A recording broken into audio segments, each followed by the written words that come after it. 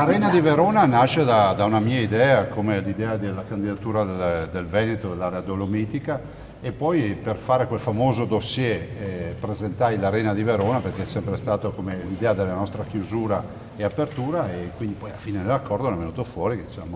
abbiamo avuto l'apertura delle Paralimpiadi e la chiusura delle Olimpiadi. Guarda, l'Arena di Verona è stato uno degli elementi fondamentali per avere attribuite per la seconda volta le Olimpiadi. Ricordo che il Veneto è l'unica, una delle pochissime regioni al mondo che ha avuto 2 Olimpiadi, e questo è già un primato, nel grande primato del fatto che penso ci siano 6 o 7 paesi nel mondo che hanno avuto 2 volte le Olimpiadi, quindi regione unica per 2 Olimpiadi. Verona, su una mia volontà, su una mia idea, sembrava folle, però oggi vedo che questo teatro open air di 2000 anni di storia la dice lunga sulla sua vitalità e sul suo valore a livello internazionale.